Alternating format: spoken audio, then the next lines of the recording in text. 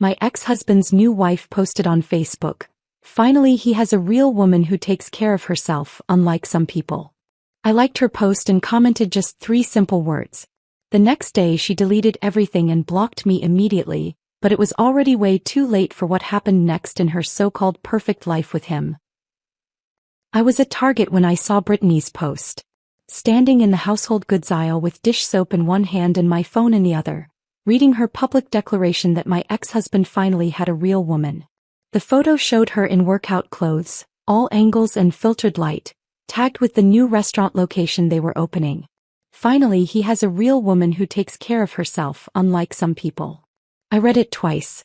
Looked at the 47 likes. Recognized his mother's name, his business partner, the hostess from Location 2 who'd watched Brittany flirt with Derek while I was still his wife. I could have written paragraphs. Could have listed every unpaid hour I worked in those restaurants, every system I built, every crisis I managed while he took credit. That I liked her post. Left a comment with 3 words that looked like friendly agreement but would trigger the clause buried in my divorce settlement. Check the books. Then I called Derek's sister Jennifer and said it was time to destroy them both. Jennifer answered on the first ring. I saw the post. Did you see my comment? Check the books. She laughed, sharp and quick. You're actually doing it. The 4th location puts them over the threshold.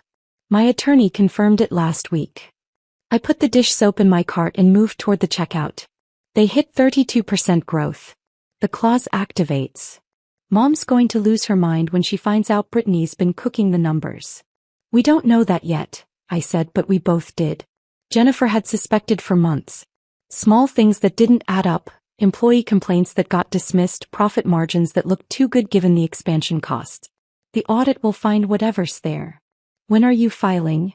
Tomorrow morning. Settlement enforcement, business valuation dispute, request for forensic accounting. It'll take them completely by surprise. Jennifer was quiet for a moment. You know this is going to get ugly. It's been ugly since Derek brought her to Christmas dinner while our divorce was still being finalized. I got in line behind a woman with 2 screaming toddlers. I'm done being the one who stays quiet to keep the peace. Good. I'll start putting together my presentation for the board meeting. Once your audit request goes through, Dad will have to call an emergency session. That's when I hit them with everything. We hung up. I paid for my stuff, drove home to my apartment that was smaller than the house I'd lived in but entirely mine, and opened my laptop. The divorce settlement was saved in a folder labeled Legal Documents. I'd read it so many times I had sections memorized, but I went to page 47 anyway, subsection 12, paragraph 3. In the event that Morrison Family Restaurants, LLC experiences a valuation increase exceeding 30%, within 36 months of the finalization of this divorce decree, the plaintiff shall be entitled to compensation reflecting her 8 years of unpaid labor contribution to said business, calculated as 15% of growth value beyond the 30% threshold, with full rights to request independent forensic accounting to verify valuation claims. My attorney, Patricia Harmon, had fought for that clause like it was the only thing that mattered. Derek's lawyer had barely glanced at it. They were so focused on keeping me from getting part of his salary, so convinced the restaurants would stay stable at their current 3 locations, that they didn't see the trap. Patricia had looked at the business plan Derek stupidly left open on his laptop one night, saw the expansion timeline, and built the clause around what she knew was coming. They're going to grow, she told me in her office 9 months ago. Men like Derek always do. It's not about success, it's about ego. And when they do, you're going to own a piece of that growth because you earned it. I'd worked at Morrison Family Restaurants from the month Derek and I got married. His father, Richard Morrison, owned 2 locations when we met. Casual dining, locally famous, the kind of place that survived on reputation and regulars. Richard ran them like it was still 1985. Paper schedules, cash register systems that jammed, inventory tracked in spiral notebooks. The restaurants made money because the food was good and people were loyal, but they were hemorrhaging profit through inefficiency. I fixed it. Spent my evenings after my actual job building spreadsheets, researching POS systems, creating employee schedules that optimized coverage and minimized overtime. Introduced vendor management software that cut food costs by 18% in the first year. Trained managers on inventory systems that reduced waste. Richard loved me. Called me the daughter he never had. Derek took credit for every single improvement. My wife's been helping out with some of the administrative stuff, he'd say at family dinners, like I was filing papers and not rebuilding their entire operational structure. When they opened Location 3, I project managed the whole thing. Permits, contractors, equipment vendors, staffing. I did it while working full-time as an office manager at a dental practice, which was the job Derek thought was my real work. The restaurant job was just helping out family, which meant it was free. Richard paid Derek a salary of $90,000 a year to be operations director. Jennifer, who had an MBA from Chapel Hill and actually understood restaurant finance, made $65,000 as assistant manager and got excluded from every major decision. I made nothing and did the work that made expansion possible. Then Derek hired Brittany as a hostess at Location 2. She was 24, recently graduated from community college with some kind of hospitality certificate, all blonde highlights and practiced smiles. I watched him flirt with her for 3 months before I said anything. Watched her flirt back. When I finally confronted him, he told me I was insecure and jealous and maybe if I took better care of myself he wouldn't notice other women. 6 months later he moved out. Said he needed space to figure out what he wanted. I found out from his mother that he was living with Brittany 2 weeks after that. The divorce took 11 months because Richard kept trying to mediate, kept insisting we were just going through a rough patch, kept pretending his son hadn't blown up our marriage for someone barely old enough to rent a car. Patricia made sure the settlement reflected reality, even if Richard's family never would. The notification on my phone pulled me back. Brittany had deleted her post. I checked the timestamp. 6 hours after my comment. I opened Facebook and confirmed. The whole thing was gone. Her profile was suddenly private. She'd blocked me. Too late. I already had screenshots. So did Jennifer. So did 3 other people I'd quietly stayed friendly with who understood exactly what Brittany's post was really saying. I sent the screenshots to Patricia with a message. Filing the valuation claim tomorrow. She just made it personal. Patricia responded in minutes. Already drafted. I'll have it filed by 10. How aggressive do you want the accounting request? Full forensic. Every transaction for the past 3 years. That's going to be expensive. I have the money. The divorce settlement had been decent on the asset split once Patricia proved how much unpaid work I'd done. I'd walked away with enough to live comfortably while I figured out what came next. Spending some of it to audit Derek's precious family business felt like an excellent investment.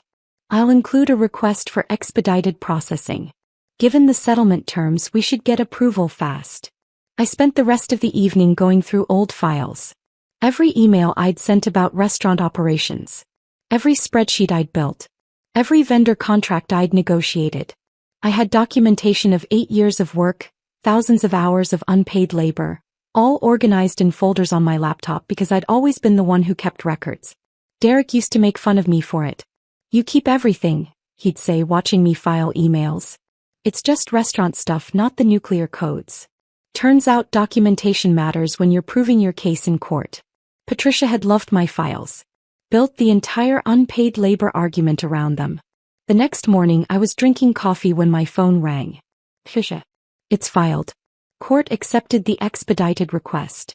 They're assigning a forensic accountant by end of week. That fast. The settlement clause is airtight and you have documentation of your work. Judge took one look and approved it. Derek's going to get notification today. Good. Meredith, you need to prepare for this to get nasty. Richard's going to try to protect the business. Derek's going to claim you're being vindictive. Brittany's going to make herself the victim. Let them. I went to work, answered phones at the dental office, scheduled cleanings and root canals, and did not check my phone until lunch. When I did, I had 7 missed calls from a number I didn't recognize and 3 voicemails. I listened to the first one. Derek's voice, tight with anger. What the hell are you doing? My lawyer just called about some audit. You can't do this. The settlement is done.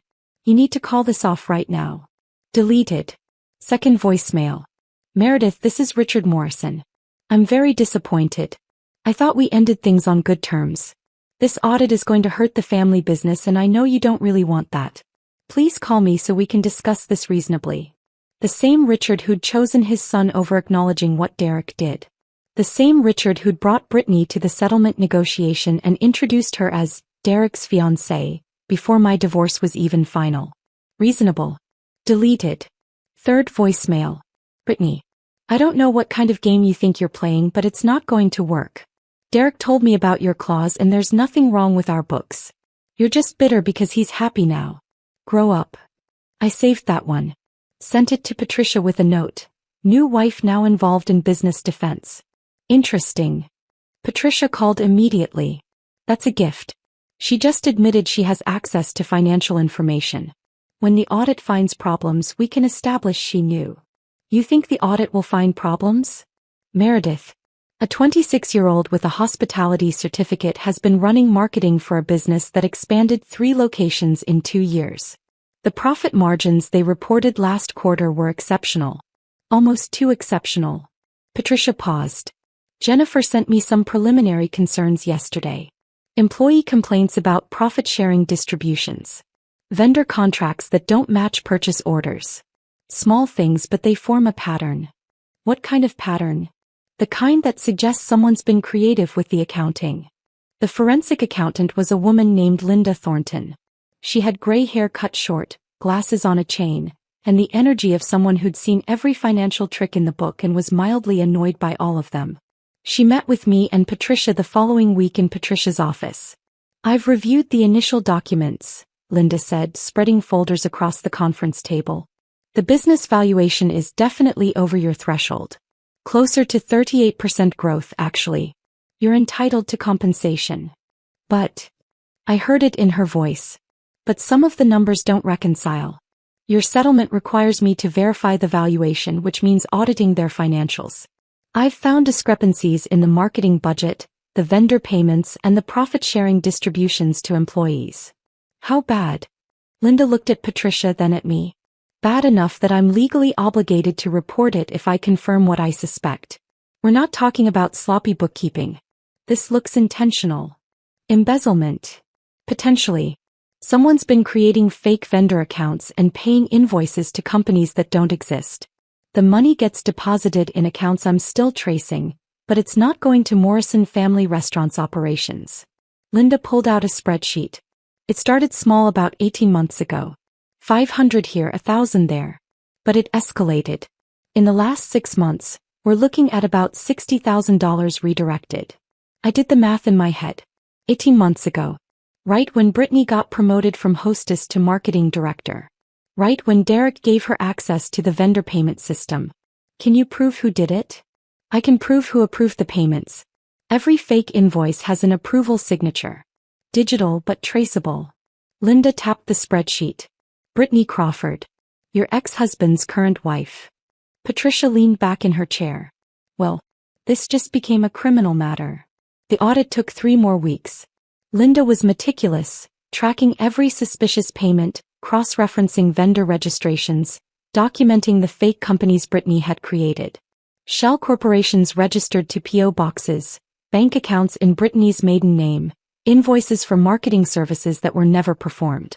Jennifer started going to the restaurant locations quietly, talking to employees, gathering complaints, documenting the profit-sharing issues.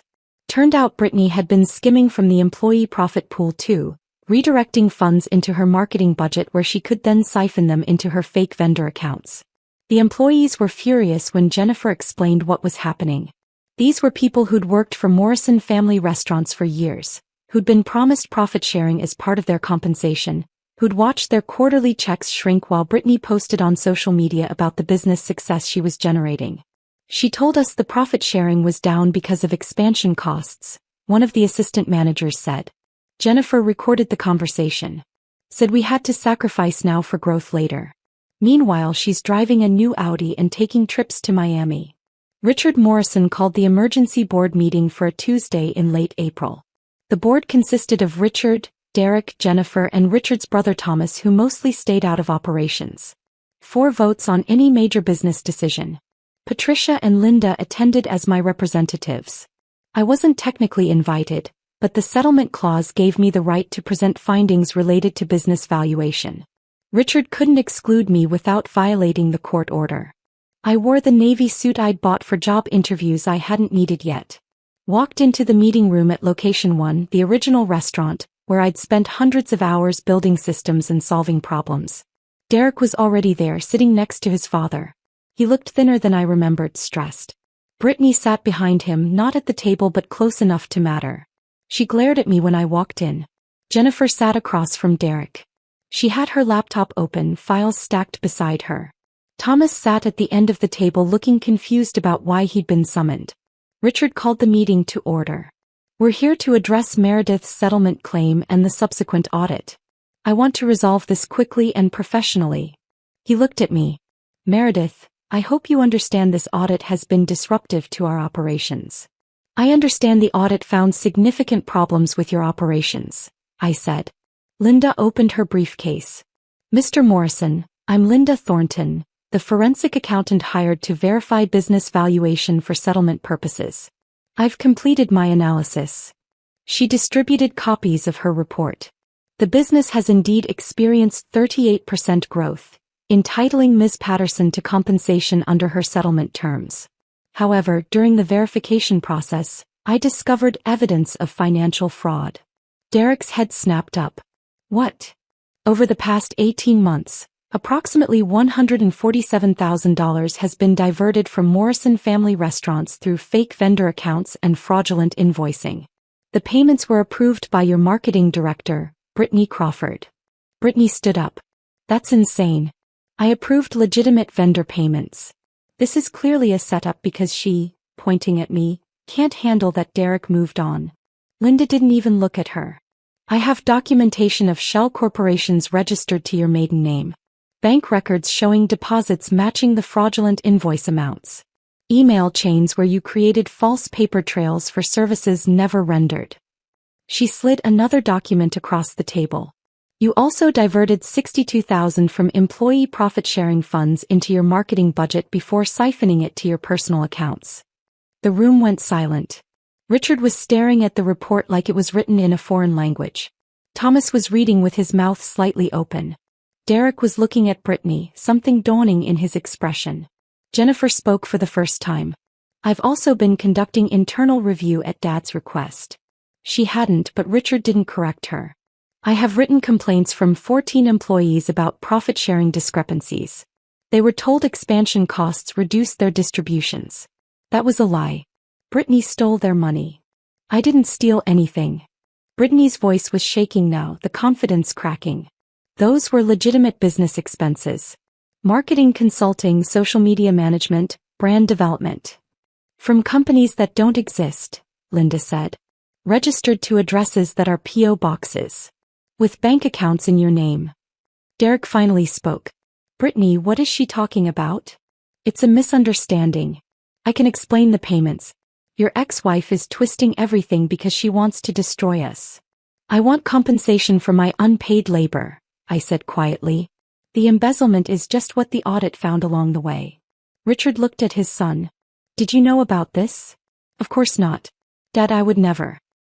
Brittany handles the marketing budget, but I review everything I would have noticed. You approved several of the invoices yourself, Linda said, checking her notes. Not the majority, but enough to establish knowledge. Whether you knew they were fraudulent is a different question. The meeting deteriorated from there. Brittany insisted it was all a misunderstanding, that she could provide documentation, that I was orchestrating a vendetta. Derek kept saying he had no idea, that he trusted Brittany to handle her department, that obviously something went wrong but it wasn't intentional. Richard looked like he'd aged 10 years in 10 minutes. Jennifer let them spiral for 20 minutes before she made her move.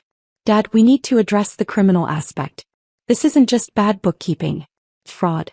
We have to report it. We're not calling the police on family, Richard said. Brittany isn't family, Jennifer said. And if we don't report it, we become complicit. The employees whose money she stole deserve justice. Our business reputation is at stake. Thomas, who'd been silent, finally spoke. Jennifer's right. If this gets out and we covered it up, we're finished. Every vendor, every supplier, every employee is going to wonder what else we're hiding. It won't get out if we handle it internally, Derek said. We can fire Brittany, pay back the money, restructure the systems. With what money? Jennifer pulled out another document. We're leveraged for the fourth location. The cash flow problems we've been having? This is why. She's been bleeding us dry while making the numbers look good enough to justify expansion we couldn't actually afford. Richard looked at the report again. How bad is it? Bad enough that without immediate capital infusion, we're going to start missing vendor payments in about 6 weeks, Jennifer said. The growth was fake. Brittany was cooking the books to hide the theft and make herself look successful. We're about to collapse. Derek turned to Brittany. Tell me this isn't true. She didn't answer. Just gathered her purse and walked out. The door slammed behind her. The silence that followed was profound. Richard looked at me and for the first time I saw something like recognition. You knew. I knew the growth numbers looked unsustainable. I suspected the books were wrong. The audit proved it. And you decided to destroy us. I decided to get what I was legally owed. What happened after that was your son's choice in who to trust. Patricia stood. Mr. Morrison, you have 3 options. Report the fraud to the police and cooperate with investigation. Attempt to handle it privately and face potential conspiracy charges when it inevitably comes out. Or pay Ms. Patterson her settlement claim immediately, along with damages for the time and expense of uncovering fraud you should have caught yourself, and let her decide whether to report. That's extortion. That's business. You hired a thief. You gave her access to your finances. You're liable for what she did. Ms. Patterson is offering you a chance to make this right before it becomes public. Richard looked at Derek. This is your mess. Dad, I didn't know. How could I have known? Because you were thinking with the wrong part of your anatomy instead of using your brain. Just like always. Richard stood. Board will vote on terminating Brittany Crawford effective immediately. Jennifer, you're now operations director. Derek, you're on leave pending investigation of your involvement. You can't be serious. You brought a criminal into my business and gave her the keys to the finances. I'm deadly serious. Richard looked at me. Your settlement claim will be paid in full within 30 days. I assume that resolves your interest in our internal matters. Not quite, I said. I'm also filing a separate claim for the employees whose profit sharing was stolen. They're entitled to restitution. That's not your concern. It is if you want me to stay quiet about how long this went on while I was still married to your son and working here unpaid. How many people need to know that Derek's new wife was embezzling while you were all telling me I should be grateful for the opportunity to help family?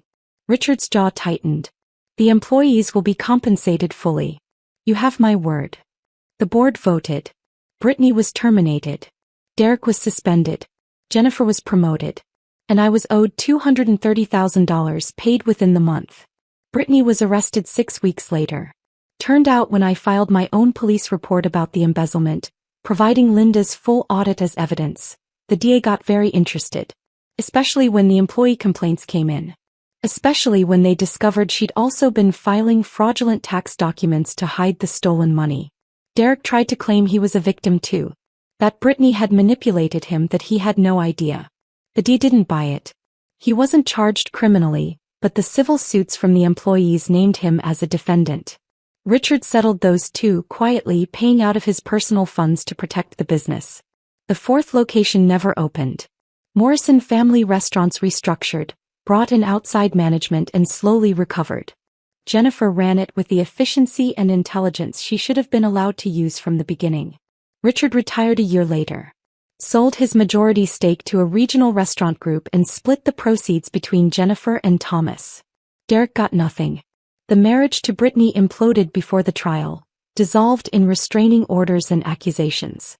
Last I heard, he was managing a corporate chain restaurant in Charlotte, living in a 1-bedroom apartment, and paying child support to a girlfriend who left when the money dried up. Brittany served 18 months. Got out on good behavior. Last I saw, works at a call center and isn't allowed to handle money in any professional capacity. I took my settlement money and bought a small cafe in Asheville. Nothing fancy, just good coffee and pastries and a quiet space. I hired well, paid fairly, and built something that was entirely mine. Jennifer comes to visit sometimes. We laugh about the fact that my 3-word Facebook comment triggered the destruction of everything Derek thought he'd built. Check the books, she said last time she was here, shaking her head. That's all it took. That's all it ever takes, I said. People who steal always leave trails. You just have to know when to look. The cafe is doing well. Better than well. I might open a second location next year, but only if the numbers actually support it. Only if I build it the right way. I never did respond to Brittany's post with anything else. Didn't need to. Those 3 words did exactly what I intended. Made her paranoid enough to spiral, confident enough to think she was untouchable, and visible enough that when everything fell apart, everyone knew why.